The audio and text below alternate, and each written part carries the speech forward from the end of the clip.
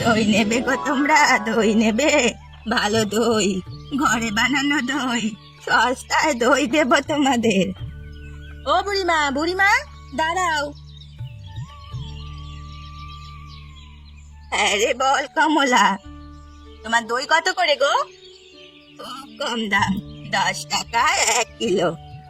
বুড়িমা, তুমি কি ঘরে দই বানিয়ে বিক্রি করো? হ্যাঁ রে মা, তাও তো কি আর বলবো বল, আজকাল কেউ কিনতে চায় না। ভালো জিনিসের আজকাল কদর নেই। কেউ কদর না করলেও আমি কিনবো, তুমি একদম চিন্তা করো না। এই নে না, নিয়ে যা। তোমার খুব দুঃখ বলো?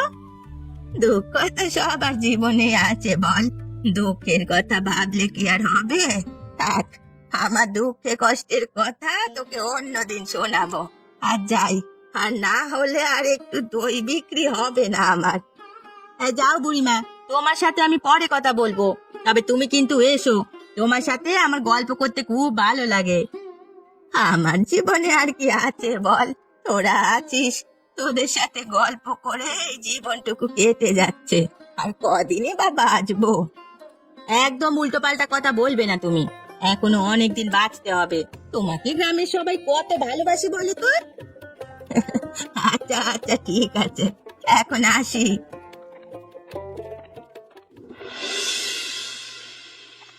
কিরে লতা, কোথায় রে?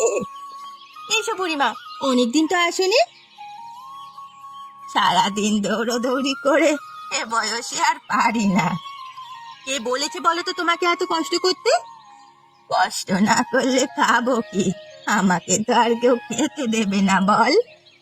আমাদের যদি সেরকম অবস্থা হতো তাহলে তোমাকে আমাদের বাড়িতে নিয়ে এসে রাখতাম, একদম কষ্ট করতে দিতাম না তোমাকে। না রে, যতদিন বাঁচি এই দই বিক্রি করে নিজে যতটুকু পারি ততটুকুই বাঁচবো। আর তাছাড়া তোরা তো সবাই আছিস, তোরা আমাকে এত ভালোবাসিস যে তোদের ভালোবাসায় আরো কয়েকটা দিন বেঁচে থাকতে ইচ্ছে করে। বেঁচে তো থাকতেই হবে, তবে আজকাল ভালো জিনিসের কদর কেউ করে না রে। এত কষ্ট করে দই বানাই, এত কষ্ট করে লোকের বাড়ি বাড়ি গিয়ে বিক্রি করি, তাও লোকে কত অপমান করে, কিনতেও চায় না আজকাল। লোকের কথা ছাড়ো তো, লোক তো ওরকমই। তুমি কিছু চিন্তা করো না, তুমি তোমার কাজ করে যাও, বাকি যখন তোমার যা সমস্যা হবে আমাকে বলবে, আমরা পাশে আছি। ঠিক আছে ঠিক আছে, তা তোর বর কোথায়? এখনো আসেনি? তুমি একটু বসো, সন্ধ্যের দিকে এসে যাবে, তারপরে একসাথে আমরা সবাই মিলে সন্ধ্যের খাবার খাবো। ততক্ষণে যাই, আমি উনুন জ্বালিয়ে আসি। ঠিক আছে, যা। আজকাল বেটা গোপাল আমাদের পাত্তা দেয় না। জানিস, সেদিন আমি একটা ভালো কথা বলতে গেলাম, আমাকে উল্টোপাল্টা কথা বললো। আজকাল আমাদেরকে অপমান করে কথা বলে এত দেমাগ হয়েছে ওর। হবে না, হওয়াটাই স্বাভাবিক। আমাদের কারোর খেতে এরকম ধান হয়েছে, ওর যা হয়েছে। সেই জন্যই তো আর সহ্য হলো না। জানিস, সেদিন বলতে গেলাম আমাকে কিছু টাকা ধার দিবি। কি বললো শুনি? মুখের উপর বলে দিল আমি নাকি চিটিংবাজ, আমি নাকি টাকা নিয়ে আর ফেরত দিই না, তাই আমাকে ধার দেবে না। আমার সাথেও একই ব্যবহার করে, সেই জন্যই আজকে ওর সব শেষ করে দেব। তেল নিয়ে এসেছিস তো বেশি করে? হ্যাঁ, যা নিয়ে এসেছি তাতে কালকে সকালে উঠে আর নিজের স্বাদের ক্ষেত দেখতে পাবে না চোখে। চারিদিকে শুধু আগুন আর ছাই দেখতে পাবে। আমি দেখতে পাচ্ছি চোখের সামনে, কালকে এখানে বসে ওরা মাথায় হাত দিয়ে কাঁদছে। এমন অবস্থা করব যে টাকার জন্য একদিন আমাকে তাড়িয়ে দিয়েছিল, সেই টাকার জন্য আমার পায়ে ধরে কাঁদবে। তবেই তো উচিত শিক্ষা হবে ওর। ওর বউটারও বড্ড দর। হ্যাঁ, ছোট লোকের বাচ্চা, রাস্তায় পড়ে থাকা জাত। কালকে থেকে রাস্তাতেই ঠাঁই হবে, দিয়ে দে আগুন। এই দিলাম। এবারে দেখ মজা। এখন তো আমাদেরই সময় মজা দেখার, চল এবারে পালিয়ে যাই, যা মজা কালকে হবে।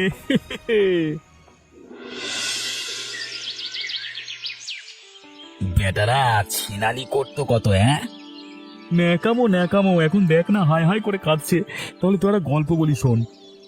বল বল, এখন তো গল্প শোনারই সময়। একেই বলে কারোর পৌষ মাস আর কারোর সর্বনাশ। ছ্যা, ছ্যা, ছ্যা, লজ্জা লজ্জা। এক যে ছিল বুড়ো শালিক, বড্ড লাফালাফি তার, রোজ এসে ধান খেয়ে যেত। করে দিলাম পগার পার, কেমন দিলাম বল? তোফা তোফা, এবার আমি একখান দেবো নাকি মামা? দে দে, ভালো করে দে, জমিয়ে দে। ছোট লোকের বাচ্চা মনে কত রস, আমাদের পেছনে লেগে হলো সর্বনাশ। পছন্দ হয়েছে? খুব পছন্দ হয়েছে, মনে হচ্ছে যেন এখনই গিয়ে শুনিয়ে আসি ক্ষেতের কাছে। আমারও ইচ্ছে করছে ওখানে গিয়ে বেটাগুলোর কানগুলো ধরে ওঠবোস করাই, লাঠির বাড়ি মারতে মারতে। কিন্তু এখন গেলে সবাই জানাজানি হয়ে যাবে, তখন আমাদেরই বুড়ি ফাঁসিয়ে দেবে। এবারে বেশি বাড়াবাড়ি করলে কুচুত করে গলাটা কেটে দেবো, ব্যাস। তারপর গলা কাটা ভূতে রাস্তায় রাস্তায় ঘুরবে। তারপর তোকে ধরবে হাও মাও কাউ করে, মানুষের গন্ধ পাও বলে। হ্যাঁ, ধুর, তুইও না, তোর বুদ্ধি মোটা। কেন কেন, কি করলাম ভাই? আরে যার মাথা নেই সে আবার কথা বলবি কি করে? ও হ্যাঁ, এটা তো ভেবে দেখিনি। যার মাথা নেই সে আবার কথা বলবে কি করে? কথা বলবে না, কি মজা কি মজা। ব্যাটার হবে ভারী সাজা, ডিঙ্কা চিকা ডিঙ্কা চিকা।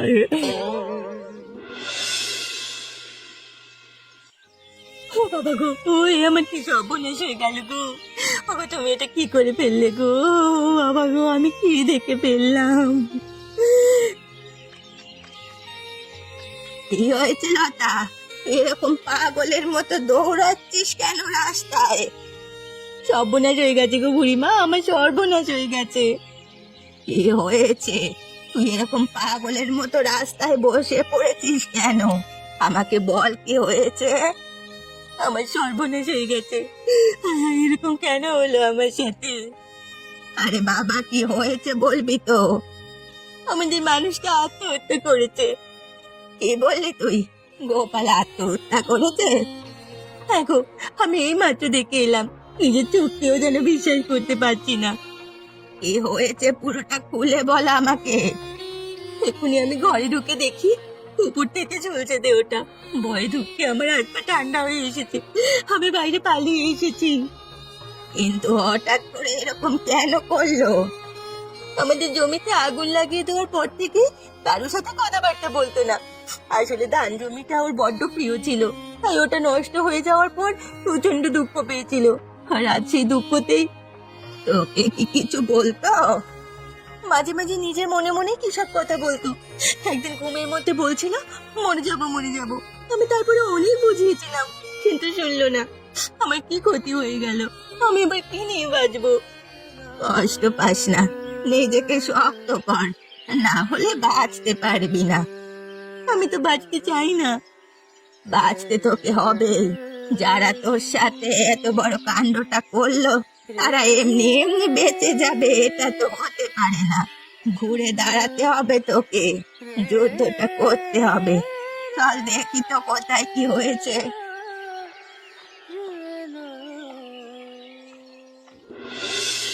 কি অবস্থা হয়েছে গো তোমার?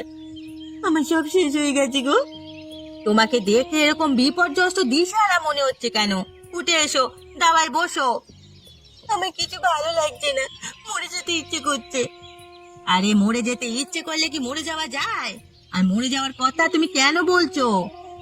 আমার সাথে যা হয়েছে তারপর আর বেঁচে থাকার কোনো কারণ নেই। কি হয়েছেটা কি তোমার শুনি? আমার বর আত্মহত্যা করেছি। কি বলছো কি তুমি? এই তো দেখলাম মানুষটা ভালো আছেন, দিব্যি আছেন। কোথায় ভালো আছেন? কদিন আগে যে আমাদের খেতে আগুন লেগে গেছিল, তারপর থেকে মানুষটা ভয়ানক চিন্তায় ছিলেন। আর আজ সব শেষ হয়ে গেল। আমি বিশ্বাস করতে পারছি না এরকম একটা ঘটনা ঘটতে পারে বলে। বুড়িমা গিয়েছিল আমাদের বাড়িতে, কিন্তু তারপরেও বুড়িমা এত কিছু বলার পরেও আমি কিছুতেই ওই বাড়িটায় ফিরে যেতে পারছি না। এই গ্রামে আর কার কাছে যাব বলো?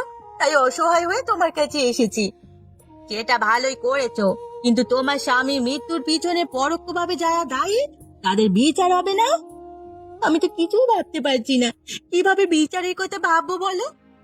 একদম ভেবো না, আমরা সবাই তোমার পাশে আছি। কিন্তু জীবনটা যে এভাবে শেষ হয়ে গেল, এরপর আর বেঁচে থাকার কোনো কারণ খুঁজে পাচ্ছি না। আমি প্রতিজ্ঞা করছি যে যে বা যারা তোমার এত বড় ক্ষতি করেছে তাদের খুঁজে ঠিক শাস্তি দেব। মানুষ মানুষের কখনো এত বড় খারাপ করতে পারে? কিন্তু প্রতিশোধ নিলে তো আর মানুষটা ফিরে আসবে না। কিন্তু তোমার প্রতিশোধ নেওয়ার ফলে এই গ্রামে আর কোনোদিন অত্যাচার হবে না। এরকম সাধারণ মানুষ শান্তিতে থাকবে। যারা করেছে তাদের সেই শিক্ষাটা দেওয়া অবশ্যই জরুরি। তুমি নিজেকে শক্ত করো, তোমাকে উঠে দাঁড়াতেই হবে। আমরা তোমার পাশে আছি।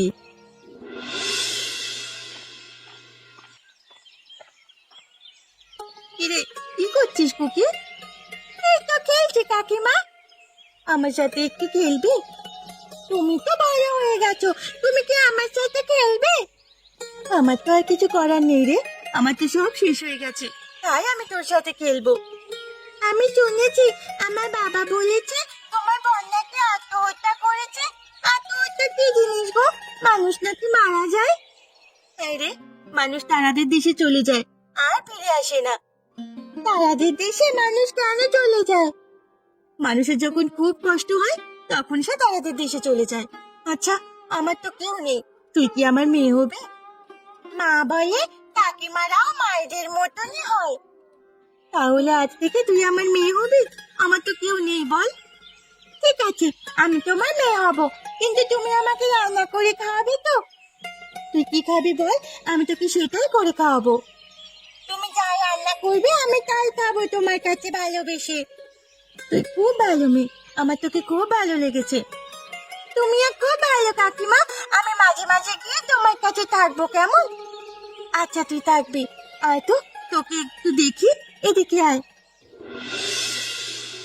কমলা, বাড়ি আছিস? কি হয়েছে বুড়িমা? এসো এসো, এই যে এদিকে রান্নাঘরে এসো। এরে কমলা, কি রান্না করছিস? এই যে একটু ভাত ডাল আর আলু চচ্চড়ি করছি। গোপাল দাদাদের ঘটনাটা শুনলাম, বড্ড কষ্ট হচ্ছে গো।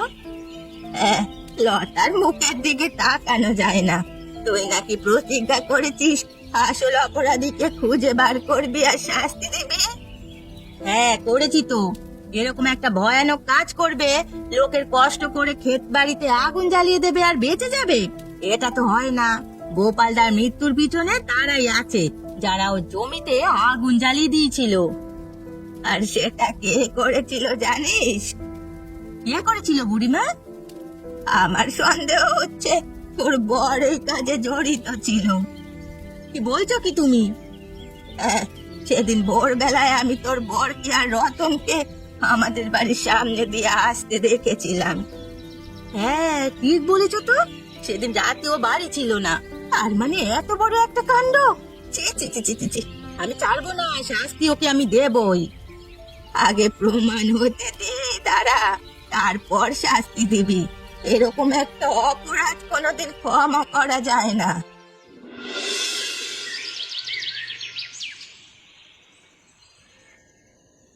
কি হয়েছে গো, তোমার গা গরম কেন? হঠাৎ করে কাঁপুনি দিয়ে জ্বর আসছে, বুঝতে পারছি না শরীরটা এরকম খারাপ কেন করছে। তার মানে কি, তুমি তো দিব্যি ভালো ছিলে, হঠাৎ করে তোমার কি হলো? বুঝতে পারছি না গো, রাতে খাবার দাবার খেয়ে শুলাম, তারপর থেকেই কেমন যেন মনে হচ্ছে শরীরটা। আমাকে আগে বলতে পারতে তো, রান্না বান্না করবার সময় কিছু বুঝতে পারোনি সন্ধ্যে থেকে? তখন কিছুই বুঝতে পারিনি, খাওয়ার পর একটু গা হাত পা ব্যথা করছিল, কিন্তু তখন তোমাকে বললেই বা কি হতো, অনেক রাত হয়ে গিয়েছিল। এখন এত রাতে তোমার জন্য যে কি করব সেটাই তো বুঝতে পারছি না, আমার খুব চিন্তা হচ্ছে গো। চিন্তা করো না, হয় বাঁচবো না হলে মরে যাব। কি উল্টোপাল্টা কথা বলছো বলো তো, মরবে কেন তুমি? শরীরটা তেমনই বড় মনে হচ্ছে, আর মনে হচ্ছে বেঁচে থাকবো না, সময় ফুরিয়ে গেছে আমার। একদম উল্টোপাল্টা কথা বলবে না তো তুমি। তুমি ছাড়া আমার কেউ নেই, কথাটা জানো না নাকি? যে করেই হোক তোমাকে আমি বাঁচিয়ে তুলবই। গ্রামে ডাক্তার বদ্যি কবিরাজ কিছুই নেই, কিভাবে বাঁচাবে আমাকে বেশি বাড়াবাড়ি হলে? যে করেই হোক বাঁচাবো, শুধু আজকের রাতটার মতো একটু নিজেকে ঠিক রাখো।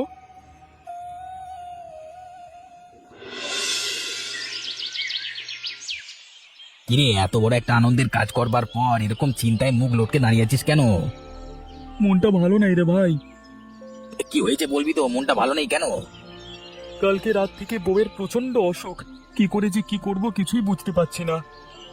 আরে, যে লোকের খেতে আগুন লাগিয়ে ক্ষেত পুড়িয়ে দিতে পারে, তার জন্য আবার মানুষ মরে যেতে পারে। সামান্য বইয়ের শরীর খারাপ বলে মন খারাপ করে বসে আছে। আরে, মেয়ে মানুষের শরীর খারাপ হয় কিন্তু আবার ঠিক হয়ে যায়, বুঝলি, চিন্তা করিস না। সেটা অবশ্য তুই ঠিক কথাই বলেছিস। ছাড়, ওরকম কত চিন্তা করব বলতো। এখন বল কি খবর? ওই গুরু, তোমার সব লাটে উঠে গেল। দেখলাম তো, আমাদের পেছনে লাগতে এসেছিল গোপালের বাচ্চা, এমন দিলাম যে গলায় দড়ি দিয়ে ঝুলিয়ে পড়তে, মানে ঝুলে গেল। একেই বলে পেটে খেলে পিঠে সয়, আর পিঠে খেলে পেটে সয় না। এর পিঠে খেয়েছে, বুঝলে। ঠিক এরকম ভাবে লটকে ছিল বেটাটা। তুই দেখেছিলিস নাকি ভাই? ওই মনা খেকর মুখ কে দেখবে? যাই হোক, আপদ বিদে হয়েছে, ছাড় তো, আমাদেরই মস্তি। যার গেছে যা, বুঝবে কত দানে কত চাল। হ্যাঁ ঠিক কথা, আমরা তখন মস্তি মারি, তারপর যাবে হবে।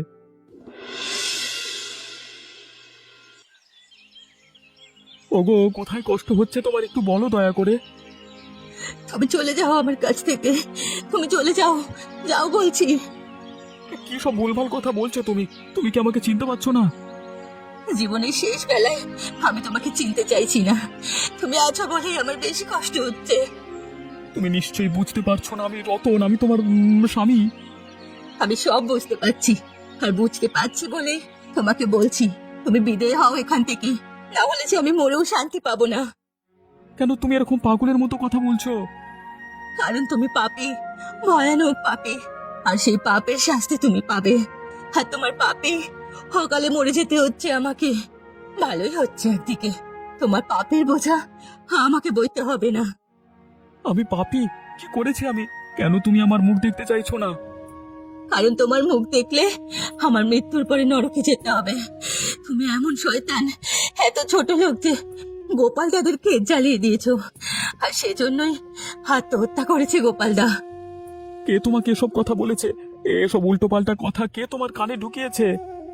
তোমরা কাল দুপুরে আমার জন্য ডাক্তার আনবে বলে ডাক্তার না এনে বাঁশবাগানে খগেনের নামে শয়তান লোকটার সাথে যে মজা করছিলে, হুল্লোড় করছিলে, তখন সব শুনেছে ও। আর সেজন্যই আমি বেশি করে আর বাঁচতে চাই না। গ্রামের সব লোক তোমাকে মারতে মারতে মারতে মেরে ফেলবে, আর তার আগেই আমি চলে যেতে চাই। ওগো, তুমি আমাকে ক্ষমা করে দাও। আমি আমি ওফ, খুব কষ্ট হচ্ছে, খুব কষ্ট হচ্ছে আমার। তুমি চলে যাও, দয়া করে চলে যাও। যদি প্রাণে বাঁচতে চাস পালা ভাই। তোর বউ সব জানতে পেরে গেছে, আমার বউকে বলে দিয়েছে, আর গ্রামের সবাইকে বলে দিয়েছে। এক্ষুনি আমাদের সবাইকে পিটিয়ে মেরে ফেলবে। পালা পালা সদরে পালা, ওরে জোরে জোরে দৌড়া, বউ আসতে পেছনে। কোথাও পালিয়ে বাঁচতে পারবে না, দাঁড়াও বলছি, দাঁড়াও। কোথায় পালাবি তোরা? আমার বরকে মেরে আমাদের সর্বস্ব শেষ করে এখন গ্রাম ছেড়ে পালানো হচ্ছে? মার বেটাদের মার, মেরে একবারে শেষ করে দে। ওরে বাবা, ভুল হয়ে গেছে, বাঁচাও আর করবো না। আমি কখনোই এত বড় কাণ্ডটা করতে চাইনি, ভুল হয়ে গেছে। আমরা চাইনি যে গোপাল আত্মহত্যা করুক। সত্যি বলছি, আর বেরো না আমাদের, আমরা যে মরে যাব। তোমরা মরে গেলেও গায়ে জ্বালা জড়বে না। ওগো, তুমি আমার বউ, তুমি কেন আমাকে এরকম শাস্তি দিচ্ছ বলো তো? যেদিন গোপালদা মারা গিয়েছিল সেদিন আমি প্রতিজ্ঞা করেছিলাম, এরকম একজন অসহায় মানুষের মৃত্যুর পিছনে যে বা যারা জড়িয়ে থাকবে তাদেরকে আমি নিজে শাস্তি দেব। এখন আমার ঘরের লোক জড়িয়ে আছে বলে কি আমি পিছিয়ে আসবো? এই, তোরা এই গ্রাম ছেড়ে চলে যা, তোদের এই গ্রামে কোনো দরকার নেই, সবাই ছেড়ে দাও। আর এরা যেন কোনো দিন এই গ্রামে ফিরে না আসে তোমরা দেখবে। হ্যাঁ, তোমাদের মতো মানুষদের এই গ্রামে আর কোনো দরকার নেই, আমরা আমাদের মতো ভালো থাকতে পারবো। ঠিক আছে ঠিক আছে, আমরা চলে যাচ্ছি, আর আসবো না। পালিয়েছো ভাই, পালিয়েছো। কিরে কুকি, কাঁদছিস কেন? আমার বাবাকে সবাই মেরে গ্রাম থেকে তাড়িয়ে দিয়েছে, আমার মা মরে গেছে, এখন আমি কার কাছে থাকবো তুমি ছাড়া? আমি তো আছি, আমি তো সেদিনই তোকে বলেছিলাম আমি তোর আরেকটা মা। কাকিমা, খুব খিদে পেয়েছে, খেতে দাও। আর বস, আজ আমি পান্তা ভাত আর মাংস রান্না করেছি, এই নে পেট ভরে খা।